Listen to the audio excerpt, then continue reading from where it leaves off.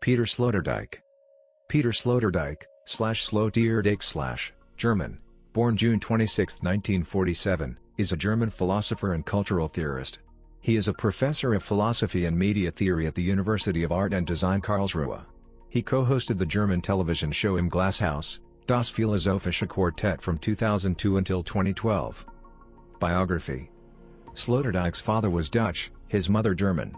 He studied philosophy, German studies and history at the University of Munich and the University of Hamburg from 1968 to 1974. In 1975 he received his PhD from the University of Hamburg. In the 1980s he worked as a freelance writer, and published his Kritik der Ziemlichen Vernunft in 1983. He has since published a number of philosophical works acclaimed in Germany. In 2001 he was named Chancellor of the University of Art and Design Karlsruhe, part of the Center for Art and Media Karlsruhe. His best-known Karlsruhe student and former assistant is MdB, Member of German Parliament, Dr. Mark Jongen. In 2002, Sloterdijk began to co-host Im Glashaus, das Philosophische Quartett, in the Glashaus the Philosophical Quartett, a show on the German ZDF television channel devoted to discussing key contemporary issues in depth. Philosophical stance. Sloterdijk rejects the existence of dualisms, body and soul, subject and object, culture and nature, etc. since their interactions, spaces of coexistence, and common technological advancement create hybrid realities. Sloterdijk's ideas are sometimes referred to as posthumanism, and seek to integrate different components that have been, in his opinion, erroneously considered detached from each other. Consequently, he proposes the creation of an ontological constitution that would incorporate all beings, humans, animals, plants, and machines. Philosophical style. In the style of Nietzsche, Sloterdijk remains convinced that contemporary philosophers have to think dangerously and let themselves be kidnapped by contemporary hypercomplexities. They must forsake our present humanist and nationalist world for a wider horizon at once ecological and global. Sloterdijk's philosophical style strikes a balance between the firm academicism of a scholarly professor and a certain sense of anti-academicism. Witness his ongoing interest in the ideas of Osho, of whom he became a disciple in the late 70s. Taking a sociological stance, Andreas Dorschel sees Sloterdijk's timely innovation at the beginning of the 21st century and having introduced the principles of celebrity into philosophy. Sloterdijk himself, viewing exaggeration to be required in order to catch attention, describes the way he presents his ideas as hyperbolic, hyperbolisch. Works. Critique of Cynical Reason. The Kritik der Ziemlichen Vernunft, published by Zurkamp in 1983, and in English as Critique of Cynical Reason, 1988, became the best-selling work on philosophy in the German language since the Second World War and launched Sloterdijk's career as an author. Spheres. The trilogy Spheres is the philosopher's magnum opus.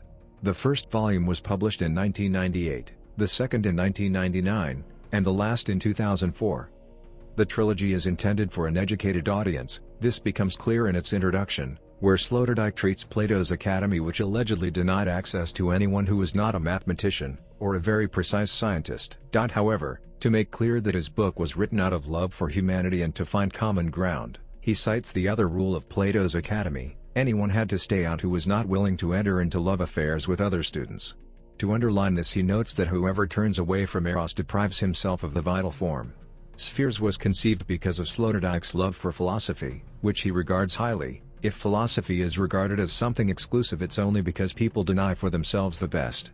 Further, the books were written to express his rich and detailed worldview succinctly, hoping it would enable others to enrich their own. The boundaries of what I'm able to express, or of what I'm able to transmit, are the boundaries of my world. If I were to keep anyone away from my trilogy, it would only be those who are not willing to transmit what they have learned or experienced, in order to subsequently lessen loneliness.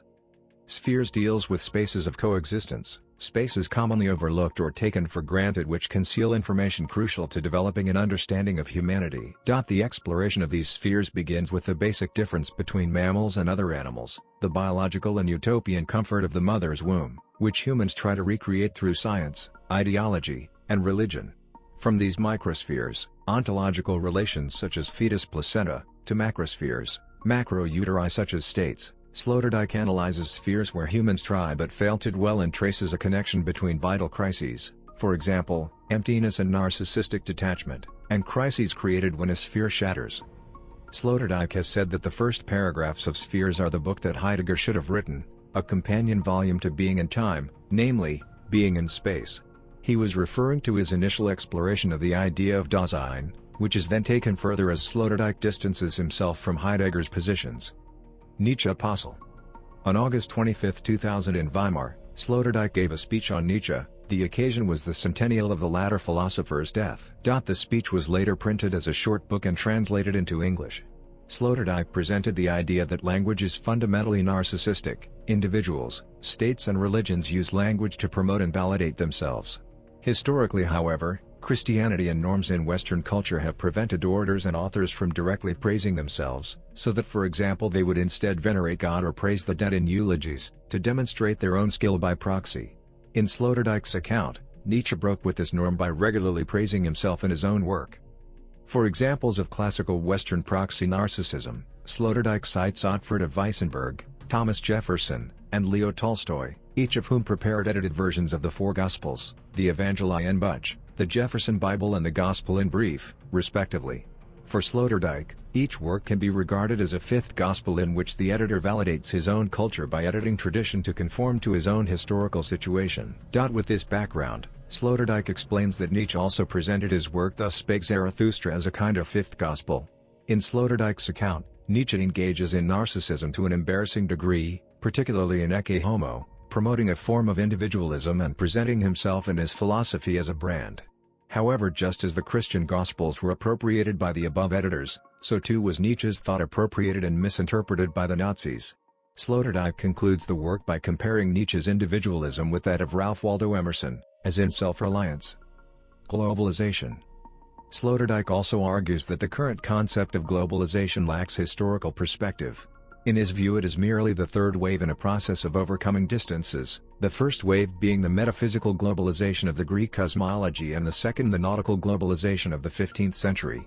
The difference for Sloterdijk is that, while the second wave created cosmopolitanism, the third is creating a global provincialism. Sloterdijk's sketch of a philosophical history of globalization can be found in Im Welten and Ram Dakop et al.'s 2005, translated as In the World Interior of Capital, subtitled Die letzte Kugel, The Final Sphere. Rage and Time. In his Zornund site, translated as Rage and Time, Sloterdijk characterizes the emotion of rage as a psychopolitical force throughout human history. The political aspects are especially pronounced in the Western tradition, beginning with the opening words of Homer's Iliad, of the rage of Achilles, son of Peleus, sing, O goddess. Sloterdijk acknowledges the contributions of psychoanalysis for our understanding of strong emotional attitudes. In conformity with its basic erododynamic approach, psychoanalysis brought much hatred to light, the other side of life. Rage and Time, p. 14. Importantly, for Sloterdijk, Judeo-Christian conceptions of God ultimately piggyback on the feelings of rage and resentment, creating metaphysical revenge banks. For Sloterdijk, God thus becomes the location of a transcendent repository of suspended human rage savings and frozen plans of revenge. Genetics dispute. Shortly after Sloterdijk conducted a symposium on philosophy and Heidegger, he stirred up controversy with his essay Regeln voor den Menschenpark, Rules for the Human Park.